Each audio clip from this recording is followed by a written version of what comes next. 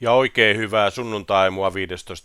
täältä Unkarista ja meillä on pilvetön taivas. Tänään varmaan tulee taas semmoinen kesäpäivä, eli ollaan tuolla 35 asteen lämpötilassa taikka enemmän ja aivan loistava päivä. Ja näin mä oon aloittanut tämänkin aamun jälleen tutulla tyylillä, eli Power of 1.5 Hour, mikä pitää sisällään FIR 65, eli syvä lämpö, infrapuna, energia hyvinvointipussissa 60 minuuttia ja yleensä 60 asteessa, eli poltetaan rasvoja ja tällä tavalla mä oon pudottanut noin 10 kilot tässä kuukausien aikana ja tuun jatkamaan. Paino on tällä hetkellä 90 kiloa ja niin kuin huomaat, niin hiki virtaa ja jokainen hikipisara, mikä kehosta tulee, niin vaatii tuolla kehon sisällä, että kylmitetään, keho kylmittää itseään, niin kilokalorioiden polttoa.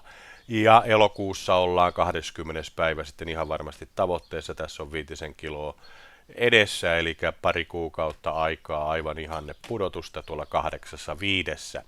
No, tämä Power of 1.5 Hour pitää sitten myös sisällään opiskelua, rentoutusta, niin kuin tänäkin aamuna, niin me itse asiassa olin tunti 20 minuuttia 60 asteessa tuossa energiapussissa kuunnellen Jim Rohnin yhden seminaariluennon ja itse asiassa myös sen päälle sitten toisen lyhyemmän katkoksen häneltä. Ja näin tuo aika tuli hyödynnettyä. Jossakin vaiheessa niin jopa nukun, kun riittävän ajoissa aamulla nousen arkiaamuisin 5:30 ja pussiin, niin silloin yleensä nukun takaisin ja erittäin syvää unta lämpöisessä.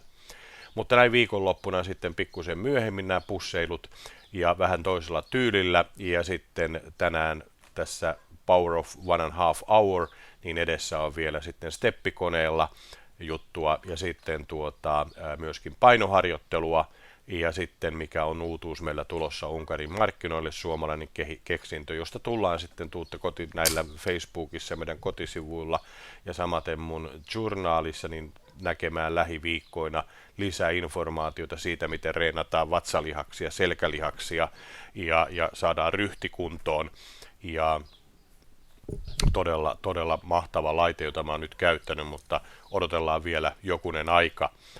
Ja sillä sitten tehdäänkin sixpackit tähän ensi kesään 2014 mennessä, niin kuin on vatsalihakset, eli ollaan nuorta poikaa. Tämän jälkeen, mikä tosiaan on sitten painoharjoittelu ja tämä kehoharjoittelu joka aamu, tuommoinen varttitunti normaali päivänä, niin sen jälkeen sitten on venyttelyä ja mietiskelyä samaten noin vartti, eli semmoinen 1,5 tuntia aamuisin menee tähän oman itsensä hoitoon ja se on erittäin täyteläistä aikaa. Moni sanoo, että miten sä jaksat. Se kun 3 viikon putki kun sä teet, niin sä muutat tällä tavalla tapojasi.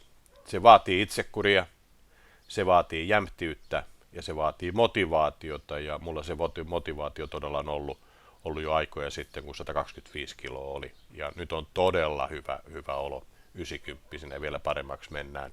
Valitettavasti mä en pysty juoksemaan, en polkupyöräilemään urheiluvammani 82 leikkauksien jälkeen, enkä edes kävelemään pitkiä matkoja. Se ei normaalia päivittäistä liikkumista haittaa, mutta esimerkiksi jos messuilla on 8 tuntia, 8 päivää, niin kyllä sen tuossa koivessa tuntee ja sitten muutaman päivän jälkeen kenkiin tulee kiinnittää erityistä huomiota, silloin on riittävän pehmeä, mutta joka tapauksessa antaa merkkejä. Plus sitten tietysti Suomen pitkä talvi ja kylmät kelit niin vihlottaa yöllä ja pitää yöllä ylhäällä ja noita särkylääke ei ole siihen vastaus.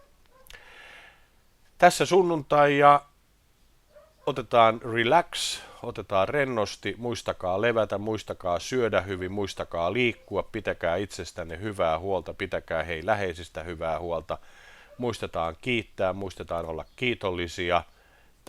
Tämä paras päivä, se on juuri nyt ja tässä Ari Kormi Unkarista ja moi!